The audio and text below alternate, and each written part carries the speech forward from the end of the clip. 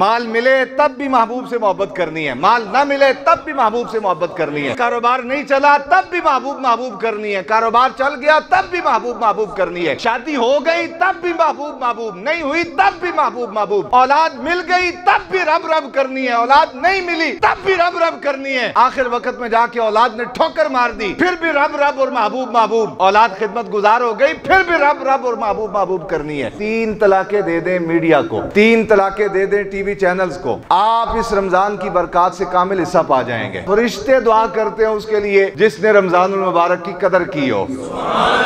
او فرشتوں، دینا تو میں نے ہے لیکن تم اس کے لیے مجھ سے مانگو تاکہ تمہارا مانگنا مخلوق کے لیے دلیل بھی بن جائے۔ جو رب کا ہو جاتا ہے رب اسے کسی اور کا محتاج نہیں رہنے دیتا۔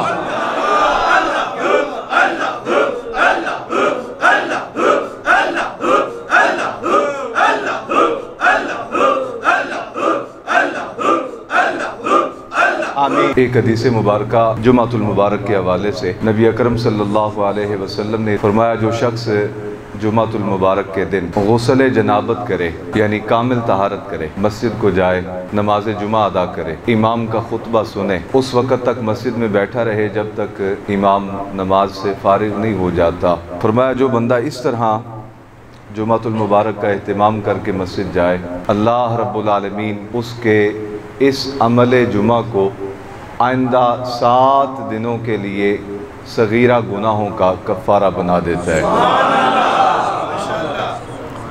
اس کی 2 3 4 شرطیں سید عالم صلی اللہ علیہ وسلم نے خود بیان فرما دیں۔ ایک ان میں سے کہ وہ پاکی حاصل کرے، غسل کرے، دوسرا یہ ہے کہ وہ پھر مسجد کے لیے جائے نماز جمعہ کے لیے، تیسرا یہ ہے کہ خطبہ سنے، اور چوتھی بات یہ ارشاد فرمائی کہ اتنی دیر مسجد میں بیٹھا رہے جب تک امام نماز جمعہ سے فارغ نہ ہو جائے۔ فرمایا اس طرح نماز جمعہ ادا کرنے والا اللہ کے ہاں نہ صرف مقبول ہو جاتا ہے بلکہ اس کا نماز جمعہ 7 دنوں کے لیے اگلے جمعۃ المبارک تک کے صغیرہ گناہوں کا کفارہ بن جاتا ہے۔ سو جمعۃ المبارک کو باقاعدہ اہتمام کے ساتھ آیا کریں، کوشش کریں کہ غسل کریں پھر نماز جمعہ کے لیے نکلیں، اچھا لباس پہنیں، اس دن اپنے معاملات کو تھوڑا محدود کر دیں، جلدی مسجد آ جائیں، جلدی مسجد میں آ کے بیٹھیں، کوئی درود پاک پڑھیں، کوئی استغفار کریں، کوئی قرآن مجید کی تلاوت کریں، کوئی نوافل ادا کر لیں، کچھ نہ کچھ عمل خیر کرتے رہیں مسجد میں بیٹھ کے۔ جب خطبہ شروع ہو تو خطبہ توجہ کے ساتھ سنا جائے، اور جب خطبہ مکمل ہو جائے تو پھر نماز پڑھی جائے، پھر اتنی دیر تک مسجد میں حاضر رہا کریں جب تک امام صاحب نماز جمعہ ادا کر کے مکمل طور پہ فارغ نہیں ہو جاتے۔ آقا علیہ السلام نے فرمایا اس طرح نماز جمعہ پڑھنے والا اس کا نماز جمعہ اگلے جمعہ تک کے لیے اس کے لیے کفارہ بن جاتا ہے۔ قرآن مجید فرقان حمید کی جو آیہ مقدسہ میں نے آپ کے سامنے تلاوت کرنے کا شرف حاصل کیا ہے، ویسے اس موضوع پہ میں پہلے 2-4 بار یہاں گفتگو کر چکا ہوں۔ آج مجھے ضرورت اس لیے محسوس ہوئی کہ اس آیہ مقدسہ کے ضمن میں کچھ باتیں اہل محبت کے قلوب و اذہان تک پہنچائی جائیں۔ عمل کی توفیق اللہ کی جناب سے عطا ہوتی ہے۔ ہم مؤذن ہیں دین کے، ہمارے ذمہ یہ ڈیوٹی اور فرض ہے کہ ہم اللہ اس کے رسول کا پیغام لوگوں کے کانوں تک، دلوں تک پہنچانے کی کوشش کرتے رہیں۔ وہ رب قادر مطلق ہے، وہ اگر چاہتا ہے تو مسجد نبوی کے ممبر پر کھڑے عمر بن خطاب فاروق اعظم کے جملے، میدان جنگ میں حضرت ساریہ تلوار چلا رہے ہیں، ان کے کان تک پہنچا دیتا ہے، اور وہ اگر کسی کو سعادت سے محروم کر دے تو سامنے بیٹھا ہوا شخص بھی اس کی توفیق سے محروم رہتا ہے۔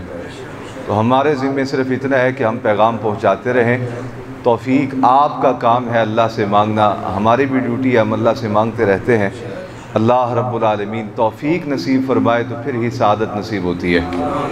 یہ ضرورت مجھے اس لیے محسوس ہوئی کہ جب انسان مختلف الخیال لوگوں کی باتیں سننے لگتا ہے وہ کسی ایک دھڑے کا نہیں رہتا۔ ہمارے ہاں زمیندار لوگوں میں دیہاتوں کے اندر یہ مثال بیان کی جاتی ہے کہ مجھ دی قیمت، مجھ دی ویلیو کلے اتے ہوندی ہے، اور آپ یہاں شہروں کے لوگ ہیں تو یہاں کسی نے کتا رکھا ہوگا آپ کے علاقے میں، محلے میں، تو جس کتے کے گلے میں پٹا ہوگا اسے وٹا کوئی نہیں مارے گا، اور جو آزاد ہے اس کے گلے میں کسی کی غلامی کا توق نہیں، کسی کی نشانی موجود نہیں، اسے بڑے تو بڑے چھوٹے بھی گزرتے ہوئے ٹھڈا بھی مار جاتے ہیں، وٹا بھی مار جاتے ہیں۔ تو یہ دو مثالیں سمجھنے کے لیے کافی ہیں اگر انسان کا دل تسلیم کر جائے، اور نہ تسلیم کرنے پہ آئے تو ابو جہل جو ہے وہ سامنے معجزات دیکھ کے بھی نہیں مانتا۔ ہمارا کام منوانا نہیں ہے، ہمارا کام پہنچانا ہے تاکہ ہم پہنچا دیں۔ آپ اگر طلبگار ہوں گے تو یقیناً آپ کا دل ہمارے کلام کے سچا ہونے کی گواہی دے گا۔ جب انسان بہت سارے لوگوں کی باتیں سننے لگ جائے، سب سے پہلا نقص اس کے اندر یہ پیدا ہوتا ہے کہ وہ کسی ایک دھڑے کا نہیں رہ جاتا، اور جب انسان کسی ایک دھڑے کا نہ رہ جائے تو اس کا پہلا نقصان یہ ہوتا ہے کہ اس کی ویلیو ختم ہو جاتی ہے، وہ ڈی گریڈ ہو جاتا ہے۔ آقا علیہ السلام نے ارشاد فرمایا میرے دین کی بنیاد 5 چیزیں ہیں، ان میں پہلا کلمہ طیبہ۔ یہ جتنی محبت سے آپ نے سبحان اللہ کہی ہے نا، میرا دل خوش ہوا ہے، لیکن میں چاہتا ہوں کہ اس سے زیادہ محبت سے، بلکہ اس سے زیادہ طلبگار بن کے آپ ہی میری بات سنیں اور دل تک لے جائیں اور اسے دل کی تختی پہ لکھ لیں، تاکہ یہ بات بار بار کہنے کی ضرورت پیش نہ آئے، ایک ہی بار آپ کے سینے تک محفوظ ہو جائے، اور پھر آپ کے اندر سے اس کا فیضان آقا علیہ السلام کے دین کے پہلے رکن کا آپ کو میسر آتا رہے۔ جتنے فتنے معاشرے میں فی زمانہ پیدا ہو رہے ہیں، آپ ان فتنوں سے اندر کے فیضان کی وجہ سے محفوظ ہوتے جائیں۔ فرمایا میرے دین کی بنیاد 5 چیزوں پر ہے، ان میں پہلی چیز کلمہ طیبہ۔ کلمہ طیبہ کے میرے عزیزو 2 جز ہیں۔ پہلا ہے لا الہ الا اللہ۔ قرآن مجید میں ایک مقام پہ اللہ رب العالمین نے اسی ترتیب کو بیان کیا، جو کلمہ طیبہ کی ترتیب ہے، اسی کو قرآن مجید میں بیان کیا۔ ارشاد فرمایا وَمَن يَكْفُرْ بِالطَّاغُوتِ وَيُؤْمِن بِاللَّهِ۔ پہلے طاغوت کا انکار کرو، پہلے کفر کا انکار کرو، وَيُؤْمِن بِاللَّهِ، کفر کا انکار کر کے پھر کہو میں اللہ پر ایمان لاتا ہوں، تو تمہارا ایمان مقبول ہے۔ پہلے جز کے پھر آگے 2 جز بنتے ہیں، ایک میں وَمَن يَكْفُرْ بِالطَّاغُوتِ اور دوسرے میں یؤمن باللہ۔ پہلا کلمہ دیکھیں، پہلا جز اس میں سے بھی پھر پہلا حصہ لا الہ الا اللہ، یہ پہلے کلمہ طیبہ کا پہلا حصہ ہے۔ اس کا بھی پھر آگے 2 ٹکڑے الگ الگ بنتے ہیں، ایک میں کفر کا انکار ہے اور ایک میں اللہ رب العالمین کے وحدہ لا شریک ہونے کا اقرار ہے۔ تو بندہ کہتا رہے کہ میں رب کو وحدہ لا شریک مانتا ہوں، میں رب کو وحدہ لا شریک مانتا ہوں، اس کا یہ اقرار اس وقت تک قبول نہیں جب تک وہ زبان سے یہ اقرار نہ کر لے کہ میں اللہ کے علاوہ کسی کو عبادت کے لائق نہیں سمجھتا۔ آپ نے توجہ نہیں کی میری بات پہ؟ کئی چہرے میں نے دائیں بائیں دیکھتے ہوئے دیکھے ہیں، پتہ نہیں خدا جانے وہ ناراض ہے ہماری بات سے یا وہ ہم شاید اردو اتنی ثقیل بولتے ہیں۔ ویسے تو میرا خیال ہے کہ اردو سمجھنا کوئی ایڈا اوکھا کام نہیں ہے، لیکن میں پھر بھی ساتھ ساتھ پنجابی کا تھوڑا تھوڑا تڑکا لگاتا رہتا ہوں تاکہ میری بولی آسان ہو جائے آپ کے لیے۔ تو ارشاد فرمایا لا الہ، اب یہ لا الہ کیا ہے؟ کسی کو معبود نہیں مانتا، کسی کی حکومت نہیں مانتا، کسی کا قانون نہیں مانتا، کسی کا نظام معیشت نہیں مانتا، کسی کا نظام تعلیم نہیں مانتا، مانتا ہوں سب کچھ، مطلقاً سرکش اور باغی نہیں، لیکن کس کا مانتا ہوں؟ الا اللہ، اس وحدہ لا شریک کا مانتا ہوں جس نے کن فرما کے ساری کائنات تخلیق فرما دی ہے۔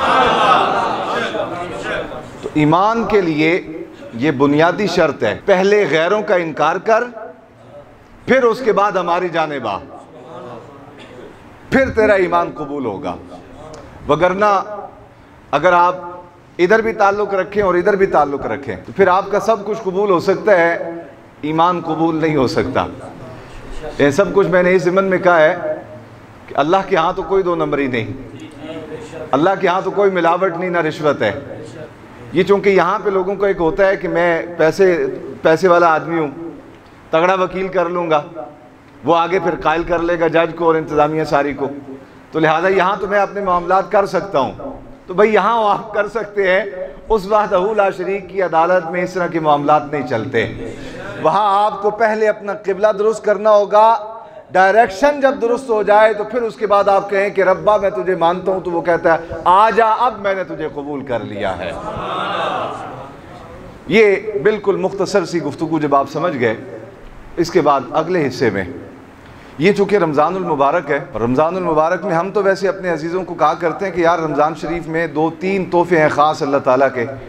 ایک دن کا روزہ ہے، دوسرا رات کا قیام نماز تراویح، اور تیسرا لوگاں تقریر یاد ہو گئی میری ہے. واہ سبحان اللہ، شکر ہے اللہ کا، شکر ہے اللہ، یا اللہ تیرا شکر، یا اللہ تیرا شکر. اس قوم نو گانے یاد ہوندے ہیں، اس قوم نو جناب جگتاں یاد ہوندیاں، لطیفے یاد ہوندے. اگر انہوں نے حکمت دی بات یاد کر لی کہ رمضان دے تحفیاں وچوں وڈے تحفے روزہ، رات دا قیام تے اللہ دا، سبحان اللہ، شکر ہے یا اللہ تیرا، ساری نوکری قبول ہو گئی. ہم تو یہی لوگوں کو پیغام دیتے ہیں، یہی سبق پڑھاتے ہیں کہ یہ رمضان کے تحفے ہیں، ان کی قدر کریں. میں نے پہلے دن یہاں کہا تھا کہ 3 طلاقیں دے دیں میڈیا کو، 3 طلاقیں دے دیں ٹی وی چینلز کو، بالکل نہ کسی کی بات سنیں، نہ کسی کی طرف دھیان دیں. موبائل بھی بس اتنے ہی استعمال کریں اگر آپ نے کسی سے کاروبار کرتے ہوئے پیسے لینے ہیں یا کسی کے دینے ہیں تو فون استعمال کریں، بقیہ فون رکھ دیں. آپ اس رمضان کی برکات سے کامل حصہ پا جائیں گے. اور آقا علیہ السلام نے ارشاد فرمایا فرشتے دعا کرتے ہیں اس کے لیے جس نے رمضان المبارک کی قدر کی ہو. فرشتے دعا کرتے ہیں اس کے لیے. تو گویا جنہوں نے اس نسخے پہ عمل کیا ہے اسے کہلوانے کی ضرورت نہیں کہ میرے لیے دعا کر دیں. آقا علیہ السلام کے فرمان کے مطابق نوری مخلوق فرشتے اس کے لیے ہمتاً دعا گو ہیں. جس نے عمل کیا، رمضان میں روزے کامل طور پہ رکھے، نماز تراویح کامل طور پہ پڑھی، اور اللہ کے قرآن سے لو لگائے رکھی، دامن تھامی رکھا قرآن کا، وہ یقین رکھے کہ وما ینطق عن الہوا کی زبان ناطق سے ارشاد جاری ہو گیا کہ جو بندہ رمضان کی قدر کرتا ہے اللہ حکم دیتا ہے فرشتوں کو، او فرشتوں دینا تو میں نے ہے لیکن تم اس کے لیے مجھ سے مانگو تاکہ تمہارا مانگنا مخلوق کے لیے دلیل بھی بن جائے کہ جو رب کا ہو جاتا ہے رب اسے کسی اور کا محتاج نہیں رہنے دیتا.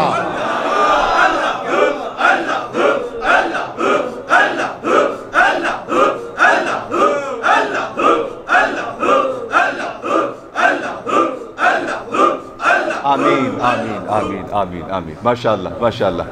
تو جو رب کا ہو جاتا ہے رب اسے کسی اور کا محتاج. اچھا، چونکہ پہلے ڈیمانڈ اتنی بڑی ہے کہ میرا ہونا ہے تو صرف میرا ہونا ہے، پھر کسی اور کو دیکھنا نہیں، کسی اور کی جانب جانا نہیں. تو جب ڈیمانڈ اتنی بڑی ہے، تقاضا اتنا بڑا ہے، تو پھر انعام بھی اتنا ہی بڑا ہے. قلنا یا نار کونی بردم و سلام علی ابراہیم.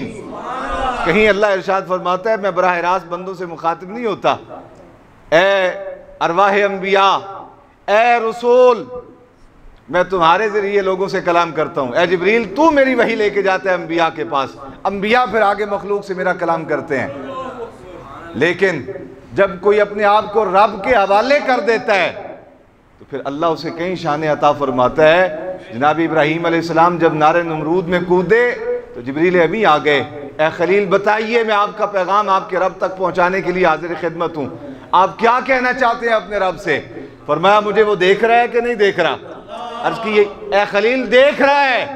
تو فرمایا جبریل پھر مجھے تیرے پیغام پہنچانے کی ضرورت نہیں، جو مجھے رب دیکھ رہا ہے وہ رب جانتا ہے کہ خلیل کے دل میں اس وقت کیا جذبات مچل رہے ہیں.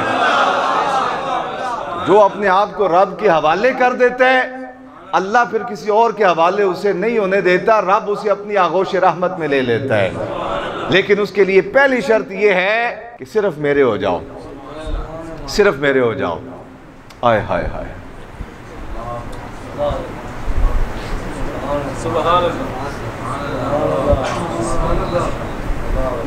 وہ جن کو نعرہ رسالت، نعرہ تحقیق، وہ جو اللہ رب العالمین کی محبت میں مچلتے تھے، روتے تھے. حضرت سیدنا صدیق اکبر رضی اللہ تعالیٰ عنہ حضور کے وصال کے بعد روایات میں موجود ہے جب سانس لیتے تو ایسے آواز آتی جیسے کوئی چیز کھرچی جا رہی ہے، کھرچتا ہے جیسے کوئی چیز، تو آواز پیدا ہوتی ہے. ہانڈی میں ابالے آتے ہیں تو وہ جیسے آواز پیدا ہوتی ہے ایسے آپ روتے تو آواز پیدا ہوتی. کیا نہیں تھا ان کے پاس؟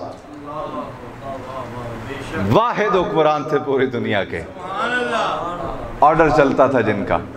یہ الگ بات ہے کہ ان کی شان بے نیازی یہ تھی کہ اٹھ دس رانا بنا کے سوندے سن, یہ الگ بات, یہ ان کی شان ہے. لیکن اللہ نے جو ان کو شان عطا فرمائی, ان کے ایک انگلی کے اشارے سے کائنات کا نظام چلتا تھا. یہ اللہ کی عطا تھی ان پر. لیکن وہ اللہ کی محبت میں مچلتے تھے. وہ مچلنے والے لوگ ایسے ہی نہیں تھے, در حقیقت وہ آغوش رحمت میں جا چکے تھے. یہ جب اولیاء اللہ کو دیکھتے ہیں وہ روتے ہیں, گڑ گڑاتے ہیں, آہوزاری کرتے ہیں, ہم سمجھتے ہیں کہ شاید پتہ نہیں ان کو کیا مصیبت ہے. کل میں نے ایک بدبخت آدمی کو, یہ ایک بد زبان آج کل بڑا وائرل ہو چکا ہے, اس سے بچیں, اپنا ایمان بچائیں. میں ہمیشہ کہا کرتا ہوں ادب کا دامن تھام کے رکھو, عمل کم بھی ہوگا تو اللہ کی بارگاہ میں قبول ہو جاؤ, وگرنہ بڑی عبادات تھی مردود ہو گئے.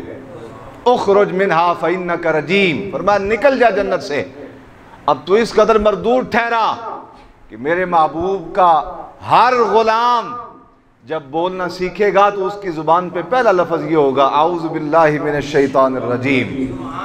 اس قدر تو لعنتی ہو گیا, مردود ہو گیا. کس بنیاد پہ ہوا؟ مرضی کے خلاف کام کر بیٹھا, حکم کے خلاف کام کہا میں نہیں مانوں گا, میں آگ سے بنا ہوں, یہ مٹی سے بنے ہیں, میں سجدہ کروں ان کو. اللہ کے نبی کو اس انداز میں مخاطب کیا, مٹی سے بنے ہیں, میں سجدہ کروں ان کو. اللہ کا انکار نہیں کیا, کہا تو لطیف ہے, تو رب ہے, تو مالک ہے, تجھے سجدے کرتا ہوں نا, کافی ہے بس اتنے, تجھے ہی کروں گا. کہا میں تجھے کہہ رہا ہوں کہ میرے نبی کو سجدہ کر, سجدہ تعظیمی, تو انکار کر رہا ہے. اخرج منہا فإنک رجیم, نکل جا میری جنت سے. تو ہمیشہ کے لیے لعنتی قرار دے دیا گیا. کیسی لعنت برس رہی ہے. ہر پیدا ہونے والا بچہ کان میں جب اذان پڑھی جاتی ہے تو اذان پڑھنے والا یہاں سے آغاز کرتا ہے اعوذ باللہ من الشیطان الرجیم. 4 سال 4 مہینے 10 دن کا ہو جاتا ہے تو استاذ کے پاس, شیخ کے پاس لے جایا جاتا ہے, آپ بسم اللہ کروائیں. تو شیخ جب بسم اللہ کرواتے ہیں تو بسم اللہ کروانے سے پہلے پڑھواتے ہیں پڑھ اعوذ باللہ من الشیطان الرجیم. یہ بد زبانی, میں نہیں مانتا, فلاں شے ہی کوئی نہیں, فلاں کی حیثیت ہی کوئی نہیں, پتر قبر میں جانے کی دیر ہے. اور یہ تو ہمارے حکمران نہ کھٹو ہیں, بے وفا ہیں, رسول اللہ کے غدار ہیں. یہ غیرت مند ہوتے تو تجھے پکڑ کے ہمارے سامنے بٹھاتے اور تو قرآن و حدیث سے ثابت کرتا کہ کون کوئی شے نہیں ہے. کل ایک اور بکواس اس بدبخت آدمی نے کی, کہنے لگا نبی تو اپنا پیشاب نہیں روک سکتا. میں نے کہا بڑا حوصلہ ہو گیا اس قوم کا کہ یہ قوم کلمہ بھی پڑھتی ہے رسول اللہ کا اور یہ جملے بھی سن لیتی ہے کہ پیشاب نہیں روک سکتے. بڑا حوصلہ ہے اس قوم کا. اسی لیے جنت جو ہے نا وہ مہنگی قرار دی گئی ہے. ہر بندہ جنت میں نہیں جائے گا. وہ وہی ہوں گے وَمَن يَكْفُرْ بِالطَّاغُوتِ وَيُؤْمِن بِاللَّهِ, جو پہلے طاغوت کا انکار کریں گے, محبوب کے دشمنوں کا انکار کریں گے, پھر کہیں گے محبوب سب کچھ چھوڑ دیا تیری رضا پانے کے لیے, اب آ گیا ہوں, اب تو تھام لے. انہیں محبوب کی رحمت تھامے گی, انہیں پروردگار کی رحمت تھامے گی. ہر آدمی کی بات نہ سنا کرو, ہر آدمی کی بات سنتے ہو. بڑا حوصلہ ہو گیا تمہارے اندر. ہمارا جو بچپن تھا یا ہمارا جو دور تھا اس میں تو اگر کوئی بندہ ہمارے تایا چچا کو بھی ہوئے کہہ کے بلاتا تو ہم ساری زندگی کیڑ رکھتے تھے اس کے ساتھ کہ میرے والد کو ہوئے کہہ کے مخاطب کیا, اوے امت مصطفیٰ کیسے تم بد نصیب ہو گئے ہو کہ تمہارے سامنے تمہارے آقا و مولا کو ایک بندہ اوئے اوئے کر رہا ہے اور تم پھر بھی اس کے کلپ نکال نکال کے سنتے ہو کہ نبی پیشاب نہیں روک سکتا ہے. میں کہا بد نصیب ہے تو, جیسا جس کا ظرف اس نے ویسا پہچانا مجھے. صدیق اکبر نے جان لیا کہ محبوب کے ہوتے ہوئے کوئی خوف نہیں, اور ابو جہل محبوب کو پہچان ہی نہ سکا. تھے ایک ہی زمانے کے, ایک ہی علاقے کے, ایک ہی قوم کے, لیکن ان کے مقدر میں ہدایت تھی. سانپ نے ڈس لیا غار میں, محبوب بیدار ہوئے, کہا ابو بکر چہرے کا رنگ متغیر ہے, ہوا کیا؟ حضور کچھ نہیں ہوا. چاہیے تو یہ تھا کہ بتاتے محبوب سانپ نے ڈس لیا اور 19 بار ڈس ہے, ایک بار 19 بار. محبوب مر گیا ہوں میں تو, ایک بار ڈس لے جان نہیں بچتی, 19 بار ڈس لیا سانپ نے, میں تو مر گیا, آپ کی نیند کی خاطر میں نے قربانی دے دی, آپ کو پتہ ہی کوئی نہیں ہے. حضور بیدار ہوئے, کہا ابو بکر کی گل ہے, اکھاں چ پانی ہے تے چہرے دا رنگ متغیر ہے, کی گل ہے؟ حضور کچھ بھی نہیں, حضور کچھ بھی نہیں. آقا علیہ السلام نے جب دیکھا کہ پاؤں پہ جو ہے وہ زخم ہے تو فرمایا ابو بکر نیڑے کر. اپنی زبان اقدس سے آقا علیہ السلام نے لعاب مبارک لیا, جناب سیدنا صدیق اکبر کے پاؤں کے انگوٹھے اور یہ جو بڑی انگلی انگلی ہوتی ہے اس کے درمیان، اپنے ہاتھ سے لعاب دہن لگایا۔ اوے واہ علی مرتضیٰ، تیرے امام صدیق اکبر تو بھی صدقے جاوا۔ کائنات جس کے قدموں پہ ہاتھ رکھنا اپنا اعزاز سمجھے، وہ تاجدار انبیاء امام الانبیاء ابو بکر کے قدموں پہ ہاتھ لگا رہا ہے۔ اوے ابو بکر تیری عظمت و شان کے صدقے جاؤ۔ لیکن یہ شان کب ملی؟ جب قربانی دی، محبوب کے علاوہ ہر ایک سے منہ موڑا، پھر محبوب نے قدموں پہ بھی ہاتھ لگایا اور اپنا لعاب دہن بھی عطا فرمایا۔ صدیق اکبر فرماتے ہیں حضور کا لعاب دہن لگنا تھا، سوج بھی ختم ہو گئی، وہ جو زہر کا اثر تھا وہ بھی جاتا رہا۔ بدبختہ تو کہاں سے یہ توحید پڑھ کے آ گیا، کہاں سے یہ دین سیکھ کے آ گیا کہ نبی اپنا پیشاب نہیں روک سکتا۔ رات میری ایک ہمارا پرانا سنگی ہے باغی ہو گیا، سحری کے وقت اس سے بات ہو رہی تھی تو میں کہنے لگا ناراض لگ دیو۔ میں کہ یار ناراض ہی ہونا، اور میں تیرے کو ہار پاواں، تیرا میرا تعلق ایمان دا سی، ورنہ تیرا میرا تے جوڑ ہی کوئی نہیں، تو مالدار آدمی ہے، میں غریب آدمی ہے، تیرا میرا جوڑ نہیں بنتا۔ میں امیرہ کو ویسے بھی دور بھجنا، امیرہ نے نیڑے نہیں جاندہ، تیرے نال تے ساڈا تعلق صرف محبت دا سی، تو ایسے بدبخت آدمی نے سنن لگ پہ ہیں۔ میں اس نے آکھیا کہ اے تعلق ایمان دی بنیاد تے سی، ہون میں تیرے نمبر بھی ڈیلیٹ کر چھڑے سارے، تیری آواز سنن تے بھی میرا دل نہیں کردا۔ اکھا جی اتنا غصہ؟ میں کیا ہاں، جان ایک واری مل دیئے، ایک واری ہی جیڑا نا اے عطا ہون دیئے تے واپس لے لی جان دیئے، لیکن 100 واری بھی ملے جان دیو ویلیو نہیں جیڑی ایمان دی ویلیو ہے۔ جس بدبخت نو تو سننا ہے، آج تو 4 سال پہلے تک تو اس نبی دا منن والا سائیں جیڑا نبی جنگ دے وچ قطادہ دی اکھ نکل جاندی تے جناب قطادہ اکھ تلی اتے رکھ کے حضور دی بارگاہ چاہ جاندے، آقا علیہ السلام لعاب دہن لگا کے جوڑ دیندے، اور جناب قطادہ فرماندے میں بڑھا ہو گیا۔ اس بڑھاپے دے وچ جیڑی پیدائشی اکھ مینوں اللہ دی طرف عطا ہوئی سی، عمر دے نال نال کمزوری آئی، وہ اکھ کمزور ہو گئی، جیڑی حضور نے لعاب دہن لگا کے لگائی سی وہ آج بھی تیز ویکھدی ہے۔ جس نبی نو تو ساڈے نال رہ کے مننا سے وہ نبی ہے شانہ والا سی، اس بدبخت نال جوڑ کے جس نبی نو ہون تو پہچانے ہے وہ نبی تے پیشاب بھی نہیں روک سکتا۔ تو لہٰذا تیرا میرا تے اگے وسائل دا ہی فرق اتنا سی کہ میں تیرے نیڑے نہیں سے لگدا، صرف ایمان دی وجہ تو تیرے نال ہاتھ ملانا سا، تے ہون تے تیرا اور میرا ایمان دا بھی فرق اتنا پہ گیا۔ مسلمان جب تک خدا اور مصطفیٰ سے غیر مشروط محبت، لا محدود وفاداری نہیں کرتا، غیر مشروط محبت کیا معنی ہے اس کا؟ کوئی شرط نہیں، مال ملے تب بھی محبوب سے محبت کرنی ہے، مال نہ ملے تب بھی محبوب سے محبت کرنی ہے، جوان ہوئے کاروبار نہیں چلا تب بھی محبوب کرنی ہے، کاروبار چل گیا تب بھی محبوب کرنی ہے، شادی ہو گئی تب بھی محبوب نہیں ہوئی تب بھی محبوب، اولاد مل گئی تب بھی رب کرنی ہے، اولاد نہیں ملی تب بھی رب کرنی ہے، آخر وقت میں جا کے اولاد نے ٹھوکر مار دی، پھر بھی رب اور محبوب، اولاد خدمت گزار ہو گئی پھر بھی رب اور محبوب کرنی ہے۔ یہ ہے غیر مشروط محبت، لا محدود وفاداری۔ حد ہوتی ہے کہ آپ ہمارے ساتھ اس حد تک چلیں گے تو ہم آپ کے ساتھ اس حد تک چلیں گے۔ دکاندار کے پاس کسٹمر آتا ہے، دکاندار کہتا ہے آپ 4 پیس کٹھے لیں گے تو میں آپ کو اتنے کے دے دوں گا، ایک لیں گے تو اتنے کا دوں گا، یعنی مراد کیا کہ آپ ہمارے ساتھ چلیں تو ہم پھر آپ کے ساتھ چلیں گے۔ اللہ رسول کی اطاعت کا تقاضا یہ ہے، مسلمان غیر مشروط محبت کرے، لا محدود وفاداری۔ انسانی عقل اور خیال اور تصور کی جہاں جا کر حدیں ختم ہو جاتی ہے، اس مقام سے آگے جا کے خدا اور مصطفیٰ سے اپنی وفا اور محبت کا اظہار کرے۔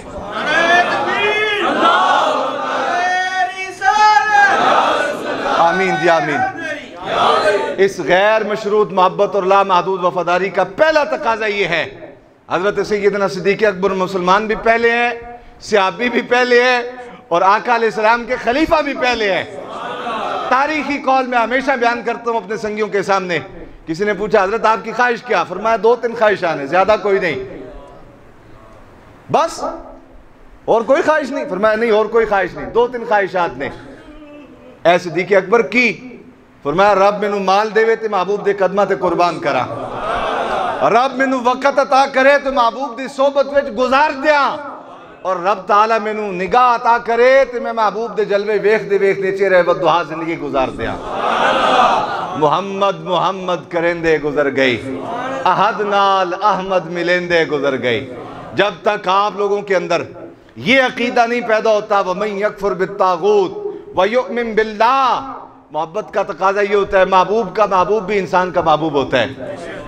آپ اگر خدا اور مصطفیٰ سے پیار کرتے ہیں تو ہر وہ شخص، ہر وہ کتاب، ہر وہ قلم، ہر وہ نقطہ، ہر وہ لفظ، اسے پاؤں کی ٹھوکر سے اڑا دو کہ جو تمہارے دل میں تمہارے خدا اور مصطفیٰ کی محبت کم کرنے کا سبب بنے. اور ہر اس ذات سے جڑ جاؤ جس کی صحبت میں بیٹھو تو تمہیں خدا اور مصطفیٰ کا پیار مل جائے. وآخر دعوانا الحمدللہ رب العالمین.